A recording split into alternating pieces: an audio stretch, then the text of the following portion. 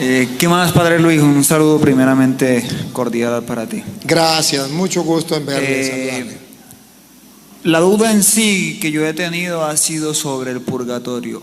Aunque he visto muchos videos suyos en los cuales usted habla de que no es una segunda oportunidad para el pecado. Pero quiero saber en sí de qué textos bíblicos se basa el purgatorio o esa doctrina que es del Señor. Es lo que quiero saber. Gracias. No se me vaya para que podamos entablar una conversación así sencilla. Exacto. Mateo capítulo 5, versículo 25, ahí nos dice la palabra purgatorio y no la busquen en la Biblia porque no existe. La palabra no. ¿Existe? La doctrina. Eso sí existe. Mateo 5, 25. Encontramos la doctrina. Si quiere usted la lee. La tiene ahí en el... Sí, pero no sé si igual porque esta es la Reina no me Valera. importa. No, me gusta que la lea de ahí. Espérese usted. Mateo, ¿qué? 8. Mateo 5, 25. 5. Porque de la Reina Valera... No, es la Reina Valera. Deje que él tiene... Okay. Es porque es que los hermanos separados hay que leerle con la Biblia de ellos. Exacto. Para que ellos no digan que está en la Biblia de nosotros y en la Biblia de ellos no está. Ok, 5:25. En adelante. Ponte de acuerdo con tu adversario pronto, entre tanto que estás con él en el camino. No sea que el adversario te entregue al juez. A ver, dime aquí, ¿quién es el juez? Dios. Dios. Mientras vamos de camino, nosotros, ¿a dónde se refiere? En la vida. En la vida. Siga. Cuando llegamos al juez que ya morimos. Siga. Y el juez al alguacil, y seas encarcelado en la cárcel. Sea encarcelado en la cárcel. Entonces hay una cárcel. A esa cárcel nosotros la llamamos purgatorio. No la llamamos cárcel, la llamamos purgatorio. Pero Jesús la llamó cárcel. Sea encarcelado en la cárcel. Usted puede decir, esa cárcel es el infierno. Nosotros decimos, no es el infierno, porque Jesús ahorita va a decir que de esa cárcel sale. Y del infierno nadie sale. Tampoco es el cielo, porque el cielo no es una cárcel. Pero Jesucristo muestra que cuando una persona muere, va a ir a una cárcel si todavía no ha arreglado las cuentas bien, si muere en pecado. Va a ir a una cárcel. Siga, será encarcelado. De cierto te digo que no saldrás de allí hasta que pagues el último cuadrante. Pregunto, ¿algún día saldrá de esa cárcel? Sí, hasta que pague el último. Ajá, y pregunto, ¿cuál es esa cárcel? ¿El infierno, el cielo o cuál sería? Según lo que yo, pues, y lo que usted acaba de decir, es un lugar, un estado de la persona, del alma, en el cual tiene que pagar lo último que hizo en esta tierra hasta que... Entonces, a eso nosotros llamamos purgatorio. Verdaderamente la palabra purgatorio no existe.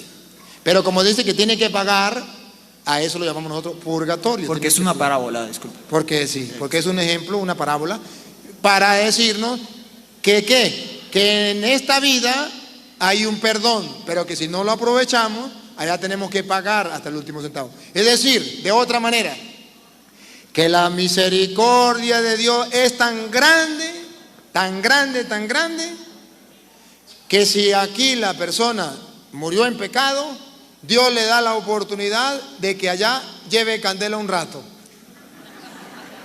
y pague hasta el último. Por ejemplo, a ver, con el ejemplo nos entendemos. Mire, hermano, usted y yo sabemos que robar es malo, es un pecado. Vamos a suponer que aquí el hermano Luis, perdóneme Luis que me meta con usted, es el hombre más santo que puede existir. Pero resulta que la mujer estaba cumpliendo años y él quería brindarle un sancocho de gallina criolla. Y fue a robarle la gallina a la vecina y vino el vecino y le metió un tiro y lo mató. Él era muy santo, pecado no tenía, pero lo mataron robándose una gallina. Para su entender, en ese Dios que dice la Biblia que es amor y misericordioso, ¿usted cree que Luis, el único pecado que tiene es que robó esa gallina? ¿Cree que Luis ¿sería condenado al infierno por toda una eternidad por una gallina? En realidad diría que tiene que pagar por lo que hizo. Tenía que pagar. Y cuando pague hasta la última pluma de la gallina, saldrá. Exacto. Se salvará. Exacto. Puedo entender claramente este tema, aunque no lo tenía bien claro. Va, una segunda cita para que la tenga más clara. Primera de Corintios, capítulo 3, versículo 13. Usted mismo lo lee porque yo de ahí no la he leído. Y necesito escucharla de la Biblia Reina Valera. 3:13. Primera de Corintios 3, 13. Ok. La obra de cada uno se hará manifiesta, porque el día la declarará. Pues por el fuego será revelada, y la obra de cada uno, cual sea, el fuego la probará. Siga. Si perdiere la obra de alguno que sobreedificó, recibirá recompensa. Siga. Si la obra de alguno se quemare, él sufrirá pérdida. Si bien él mismo será salvo. ¿Sí será salvo o no será salvo? Sí será salvo. Siga. Aunque así como por el fuego. Aunque así como por el fuego. Sí se salvará, pero tiene que pasar por el fuego. A eso lo llamamos purgatorio. Entonces, después del purgatorio hay una salvación. Es como, disculpe, quizás decir la persona que muere creyendo en Jesucristo y que muere en gracia. Sí, sí. Creyendo en Jesucristo, pero no muere plenamente en gracia, muere con un pecado. Ah, ok, ya entiendo. Porque el que muere en gracia, ¿se acuerda el buen ladrón? Hoy mismo estarás conmigo en el paraíso. ¿Qué es lo que nosotros luchamos? Llegar un día ante Dios como el buen ladrón, no pasar por el purgatorio. ¿Por qué nos esforzamos por confesarnos? ¿Por qué nos confesamos por hacer el bien? ¿Por qué nos confesamos de apartarnos del mal? Nos esforzamos por apartarnos del mal para no tener que pasar por el purgatorio. Y hoy mismo estarás conmigo en el paraíso. Eso es una bendición de Dios. Eso es lo maximito. Ahí luchamos nosotros. Nosotros no somos aquellos que dan lo menos. No, tenemos que dar lo máximo para alcanzar lo máximo, la salvación. Para alcanzar los 20 puntos. 20 puntos. Tenemos que dar lo máximo. Entonces ahí está la doctrina de la Iglesia Católica sobre el purgatorio. Bueno, de todas maneras, muchas gracias. A la orden, hermano, a la orden.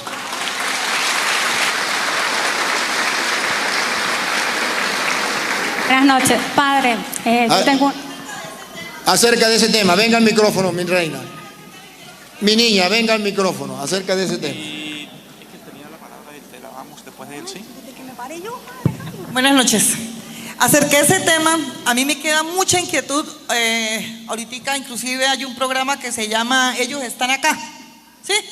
Entonces, pienso, y usted ojalá con su sabiduría me pudiera responder, cuando las ánimas están en pena, o ve uno mucha gente ahorita que está sufriendo, que está padeciendo, están en ese purgatorio. En ese purgatorio.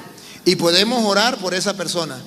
Pero algún día deben salir de ahí. Algún día puede salir, pero si oramos puede salir, podemos ayudarle para que salga. Okay. ¿Y usted quiere saber dónde lo dice? ¿Perdón? ¿Quiere saber dónde lo dice? Sí, por favor. Primera de Juan, capítulo 5, versículo 16 en adelante. Primera de Juan, capítulo 5, versículo 16 en adelante. Y vamos, a ver, necesito que ustedes presten la mayor atención en esta cita. Porque si no me prestan la mayor atención, no van a captar la idea. A ver, escuchen. Primera de Juan, capítulo 5, versículo 16 en adelante. Si alguno ve a su hermano en el pecado, si alguno ve al hermano en el pecado, un pecado que no ha traído la muerte, un pecado que no ha traído la muerte, ore por él. Ore por él. ¿Escucharon? No, está bien. Hasta que no me presten atención no sigo. Porque este tema es importantísimo. ¿Por qué oramos por las almas del purgatorio? para que sean perdonados sus pecados. Que los hermanos separados dicen que no se puede orar por ellos y que no tienen opción de perdonar los pecados. Sí, ¿quiere decir algo? Hágalo ahí mientras la gente presta la atención. De donde se coge el texto para decir que no se puede orar por esa persona, agarran la parábola que el Señor dio sobre el rico y Lázaro. Entonces ellos dicen que como claramente habla de que no hay un muro que los separa, entonces dice que nadie puede pasar de aquí para allá ni de allá para acá. Ellos dicen que pues simplemente hay infierno y cielo. Es simplemente lo que quería decir, de dónde es ellos o de dónde se coge Ciertamente, esa doctrina. pero ahí está hablando de que el uno fue al cielo y el otro al infierno. Y ahí no está hablando la opción del purgatorio. Está hablando de dos opciones. Pero hay una tercera de la que el mismo Jesús habló. Solo que ahí no la metió. Pero sí, ciertamente están las dos opciones ahí, el cielo y el infierno. Pero no metió la otra. Bueno, está bien. Pero vamos a explicar de dónde nosotros decimos que esa persona necesita de nuestra oración y nosotros podemos orar. Dale, ahora sí que están prestando atención. Dale. Si alguno ve a su hermano en el pecado, un pecado que no ha traído la muerte, ore por él y Dios le dará vida. Hablo de esos pecadores cuyo pecado no es para la muerte, porque también hay un pecado que lleva a la muerte. Y no pido oraciones en este caso. Y no pido oraciones en ese caso. Diga. Toda maldad es pecado, pero no es necesariamente pecado que lleva a la muerte. Sabemos que el que ha nacido... Bueno, aquí hay dos cosas importantes. Sabemos que toda maldad es pero hay pecados que llevan a la muerte y hay pecados que no llevan a la muerte. Para los protestantes, todo pecado lleva a la muerte.